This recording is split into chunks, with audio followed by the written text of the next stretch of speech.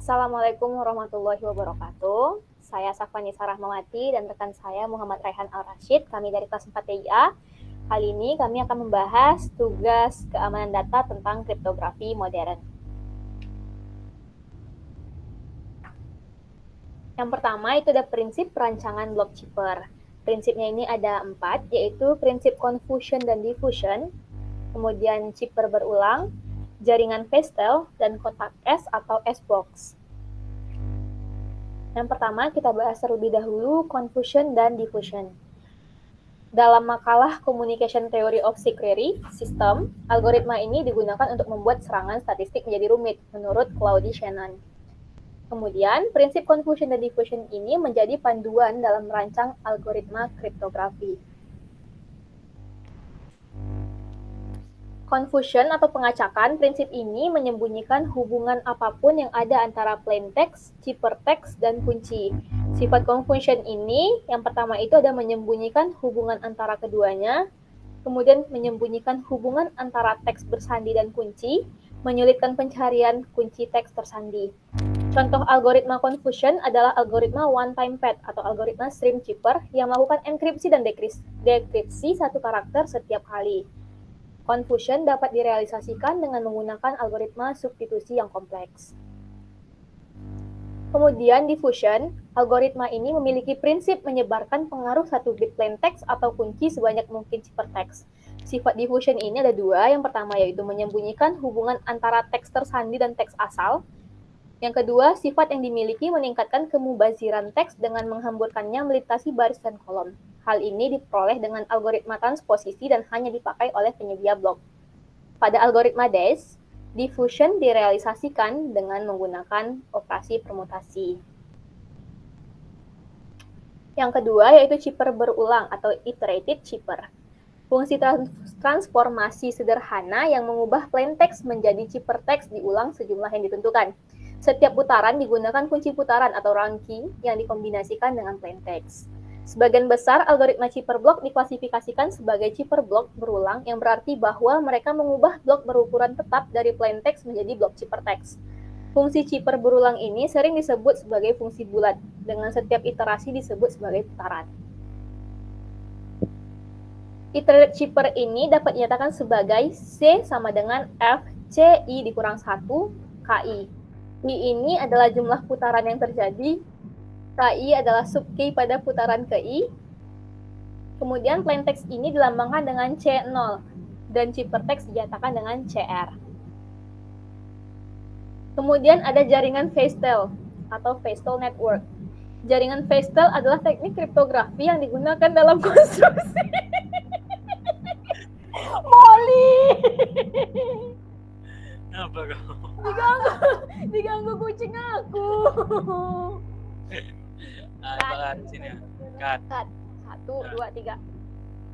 Kemudian ada jaringan Feistel atau Feistel Network. Dan nanti lama ngekatnya. Cut. 1, 2, 3. Kemudian ada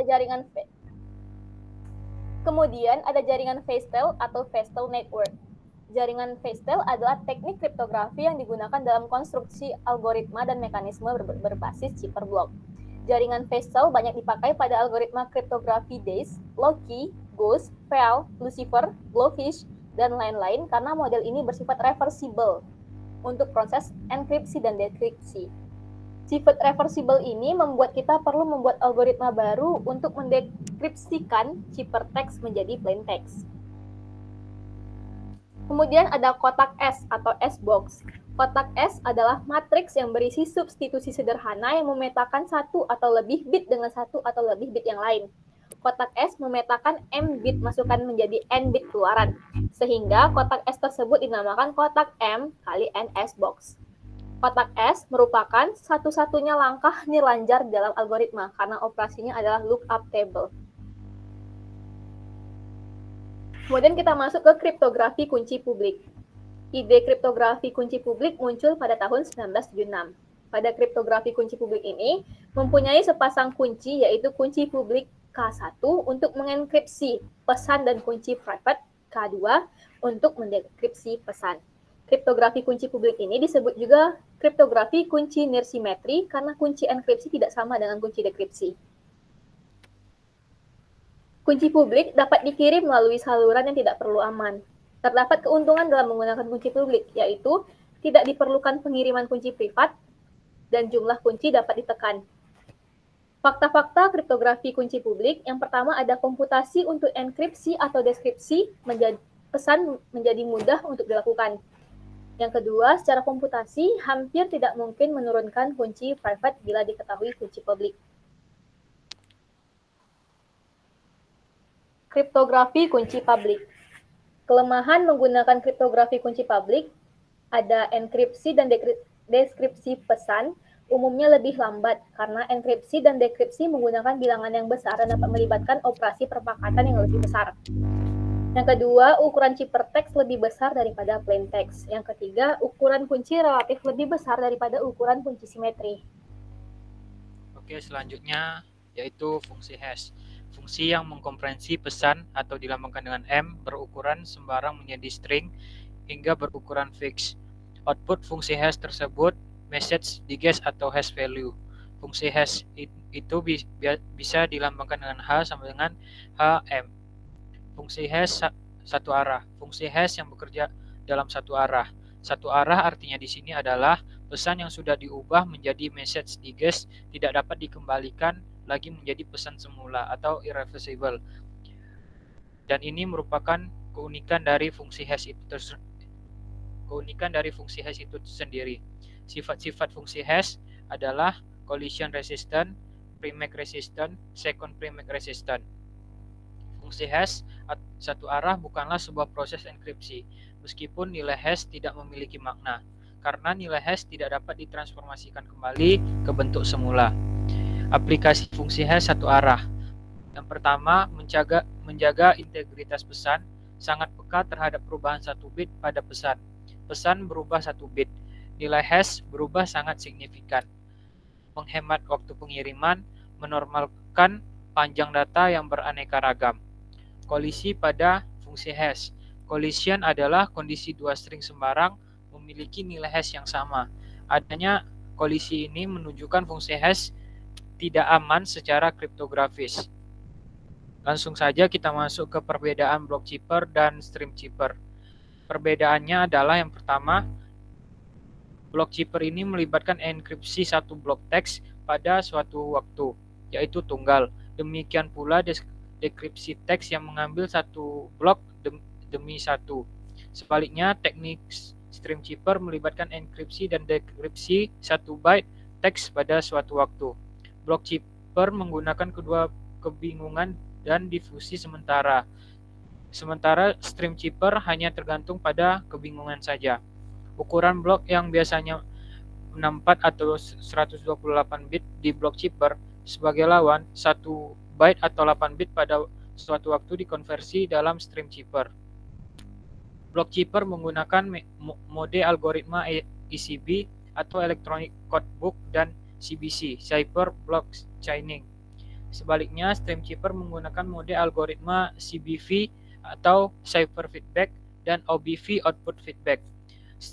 Stream chipper menggunakan fungsi XOR untuk mengubah teks biasa menjadi teks sandi. Itulah alasan mengapa mudah untuk mengembalikan bit XOR. Sedangkan block chipper tidak menggunakan XOR melakukannya. Block chipper menggunakan kunci yang sama untuk mengenkripsi setiap blok, sementara stream chipper menggunakan kunci yang berbeda untuk setiap byte. Dari uraian perbedaan tadi dapat dilihat dari tabel berikut. Perbandingan pertama dari dasar, block chipper konversi teks biasa dengan mengambil blok sekaligus. Stream mengambil 1 byte teks pada satu waktu. Dari segi kompleksitas, block chipper desainnya sederhana, sedangkan stream desainnya kompleks secara komparatif. Dari segi bit yang digunakan, block chipper menggunakan 64 bit atau lebih, sedangkan stream chipper menggunakan 8 bit. Dari algoritma yang digunakan, block chipper menggunakan algoritma ACB dan CBC, dan stream menggunakan CVB dan OVB. Dari segi fleksibilitas. Block zipper membalik teks terenkripsi sulit. Stream zipper menggunakan XOR untuk enkripsi yang dapat dengan mudah dibalik ke teks biasa. Dari segi pelaksanaan, block zipper menggunakan Vestal zipper dan stream Fernandez zipper. Persamaan dari block zipper dan stream zipper dalam kriptografi, stream zipper dan block zipper adalah dua algoritma enkripsi dekripsi yang termasuk dalam keluarga zipper kunci simetris. Biasanya zipper mengambil teks biasa sebagai input dan menghasilkan ciphertext sebagai output. Mungkin itu saja. Tutup, woi. Iya, sabar lu. Sekian presentasi dari saya dan cut. Sekian presentasi dari kami. Mohon maaf apabila cut. Sekian presentasi dari kami. Mohon maaf apabila ada kesalahan. Kami tutup. Assalamualaikum warahmatullahi wabarakatuh.